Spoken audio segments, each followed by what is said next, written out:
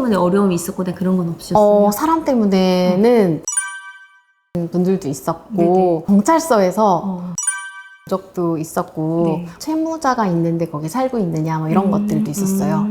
그러면 네. 한 달에 어느 정도 수익인지 한번 여쭤봐도 될까요? 사업장에서는 그리고 하나는 이렇게 해서 조금 부담스러운데 네. 안녕하세요, 소영철입니다. 오늘은 두 번째 게스트를 모시고 고시원 창업에 관한 이야기를 좀 해보려고 해요. 소개 좀 간단히 부탁드릴게요. 네, 저는 가이더 미세오입니다. 아름다움인가요?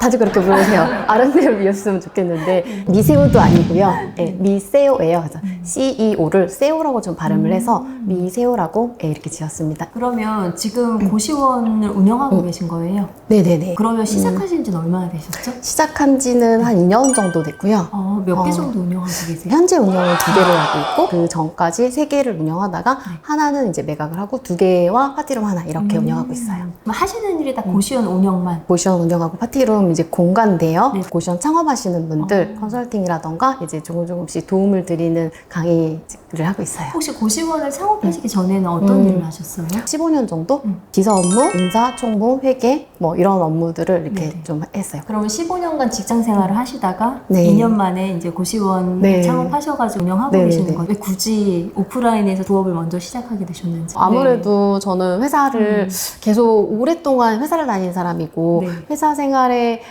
찌들어 있다고 할까요? 어느 정도 회사에 15년 다니다 보면 네.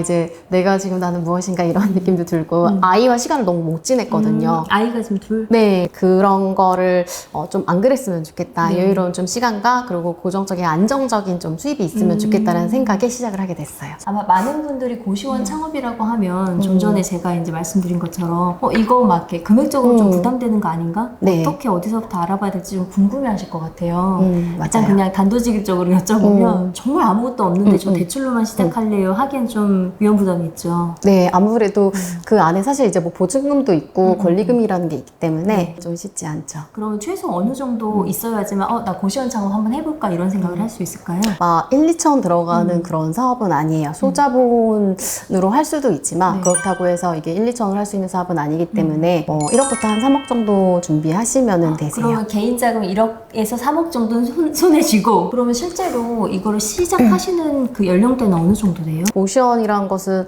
다른 사람들이 접근하기에 무섭고 칙칙하고 어둡고 이런 이미지를 가지고 있기 네. 때문에 쉽지 않거든요. 그러니까 사실 40대나 많은 경험이 계시고 계신 분들도 임장을 가시면 너무 화들짝 놀라시거나 그냥 뛰쳐나오시는 분들도 있어요. 저도 그런 고시원을 되게 많이 갔고. 너무 칙칙하고 너무 지저분하고 제가 생각하는 고시원은 약간 공부하고 네. 막 입시 준비하고 네. 고시 준비하고 이런 느낌인데 그런 게 아니라 진짜 거주 목적으로 사시는 분들 네, 계시구나. 거주 목적도 있으시고 네.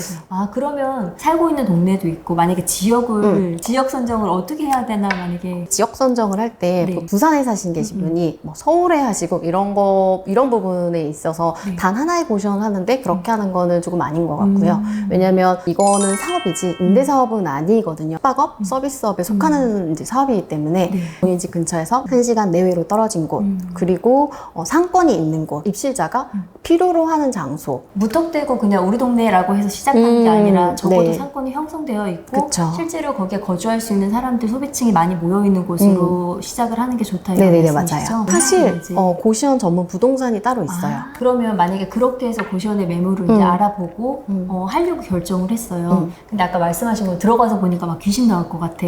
네. 그러면 이제 뭔가 대안이 있어야 될 거 아니에요. 네네. 어떤 식으로 접근을 해야 돼요? 그러니까 예를 들어서 막 인테리어 비용을 어느 정도 예산해야 그쵸. 된다던가. 제가 생각하는 기준은 입실자가 쾌적하게 생활할 수 있는 정도라고 생각을 해요. 이게 회수 기간이 중요하기 때문에 그런 부분을 올 인테리어를 해야 되는 부분이 있는 건지 아니면은 부분적으로 꼭 필요한 부분만 해야 되는지 뭐 이런 부분 생각하셔가지고 하셔야 되는데 거의 다 되어 있다고 하는 그런 매물들은 좀 가격대가 좀 높고요.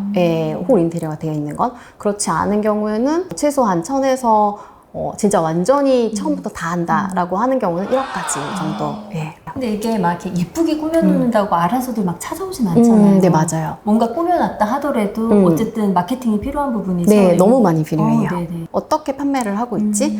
아, 그리고 나는 절대 임장 갔을 때 그런 느낌을 주고 싶지 않다. 왜냐면 사진을 다 보고 가거든요. 네. 네이버 플레이스나 이런 부분을 다 보고서는 이거는 그래? 1억 5천 정도 괜찮아. 그러면 내가 투자할 금액도 없겠어 라고 생각을 하고 갔는데 네. 너무 충격적인 이제 현장을 목격을 한 거예요. 그분들이 왔을 때 혼란을 주지 말자. 입실자가 왔을 때 그런 거였는데 사실 지금 현재는 대기를 받고 있어요. 네네. 초기에 세팅만 잘 해놓으시면 뭐 안정적으로 가능해요. 혹시 지금 막 시작하시는 분들께 이렇게 조언 같은 거 해주실 이야기 있을까요? 조급해하지 않으셨으면 좋겠어요. 네. 시작하고 3개월 정도는 여유 있게. 네, 시작하기 전에도 네. 어느 정도 스터디를 뭐 블로그든 유튜브든 아주 많은 정보가 있으니까 네. 공부할 거는 하시고 그거에 대해서 보통 고시원하는 부분들은 그래도 첫 번째 사업인 경우가 더 많거든요. 안정적인 사업을 찾다 보니까 그럼에도 불구하고 조급하게 푸시하는 경우가 있어요. 근데 그런 경우가 아무래도 이건 계약이다 보니까 계약금 빨리 넣어라. 네. 누가 지금 기다리고 있다. 네네네네네. 예, 그런 사례들이 지금 조금 있어서 그런 부분들은 마인드 컨트롤하고 본인이 이게 좋은 매물인지 아닌지 그게 가장 중요하거든요. 부동산이랑 진짜 똑같네요. 네. 그럼 보통 어느 정도로 가시죠? 고시원을? 저는 사실 이렇게 말씀드려도 될까 좀 싶은데요. 일주일에 한 번 정도 가고요. 일주일에 한 번이요? 네. 지금 운영하시는 게 몇 개라 그러셨죠? 지금은 고시원 2개. 한 번에 이제 사업장을 2군데를 다 가요. 하루에 그냥 다 네, 돌아서? 네. 그렇구나. 멀지 않아서. 네. 그럼 지금 운영하는 지역 한번 여쭤봐도 될까요? 아, 네. 현재는 이제 역삼동과 이제 서초동 이렇게. 비용대만 들어가셨네요. 그런가요? 제가 운이 좋았어요. 와, 혹시 얼마 정도 수익을 내고 계신지 여쭤봐도 될까요? 저는 좀 다른 분들보다 수익률이 좀 높은 편이고요. 네.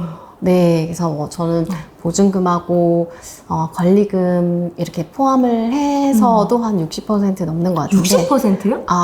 네. 60%요? 그러면 네. 한 달에 어느 정도 수익인지 한번 여쭤봐도 될까요? 사업장에서는 한 5, 600 그리고 하나는 1200 뭐 이렇게 해서 조금 부담스러운데 네. 아무튼 방이 순수익인 거죠? 네, 순수익이에요. 와, 그리고 매출은 일은 2천 거의 넘으니까. 일주일에 2번 정도 나가시니까. 네네네. 혹시 가이더미 세우님 그 고시원 운영하시면서 어려우신 점 있으셨어요? 아무래도 고시원은 시설업이다 보니까 네. 여러 가지 다양하게 수리해야 될 분이 되게 많은데 그런 부분이 제가 처음에는 너무 미숙해서 네. 아무것도 못했었는데 시트지도 혼자 할 수 있고요. 네. 뭐 도배 같은 것도 이제 조금 할 수 있고 실리콘도 할 수 있거든요. 실리콘도 이렇게 하기도 하고. 네. 네, 그럼 거의 거기 들어가는 시설의 인테리어? 그걸 다 셀프로 하신 거예요? 아니요, 전 절대 그건 셀프로 아니에요. 하지 않아요. 네, 급하게 바로 필요할 때만 하는데 네네. 보통 대부분 이제 제가 봤을 때는 시트지랑 실리콘 정도는 네네. 이제 하시면 좋을 것 같아요. 그런 거 말고는 막 크게 사람 때문에 어려움이 있었거나 그런 건 없으셨어요? 사람 때문에는 힘들 수 있죠. 멘탈 관리가 되게 중요하다고 했는데 조현병이 있으신 분들도 있었고 네네. 경찰서에서 연락이 온 적도 있었고 네. 채무자가 있는데 거기 살고 있느냐 뭐 이런 것들도 있었어요. 많이 전화를 받았는데 네. 그냥 이제 뭐 전화 오나 보다. 네. 사실 제가 오늘 가이더미 세훈님을 모시고서 고시원 창업에 관한 이야기를 굉장히 막 허심탄회하게 한번 여쭤보고 싶었어요. 지금 저희가 카메라에 사실 다 담지는 못했지만 그 노하우 같은 거를 따로 이제 많이 전수를 받았거든요. 그래서 기회가 되면 나중에라도 한 번 더 모실 수 있도록 하고요. 끝으로 한마디 아쉬운 네. 점 있으시면 한번 얘기. 네네. 뭐 고시원 창업이라는 게 쉬울 수도 있고 어려울 수도 있지만 네. 조금 더 초보자이신 분들은 아는 내용들이 블로그나 뭐 이런 데 많으니까 저희 블로그도 많이 내용이 있으니까 좀 많이 보시고 하시면은 다른 사업보다는 훨씬 더 안정적이다 라고 얘기 드리고 싶어요. 네. 감사합니다. 감사합니다. 사실 접근은 파티룸이 더 쉽지 않나요? 맞아요. 그쵸? 파티룸이 훨씬 더 소자본이고 파티룸은 차라리 되게 가까울 거예요. 그죠? 쉐어하우스 같은 것도 해봤는데 네네. 네. 이건 다시 얘기해야겠다. 고생 너무 많으셨고요. 다음에 또 대표님 모시고서 파티룸 이야기도 한 번 더 해볼게요.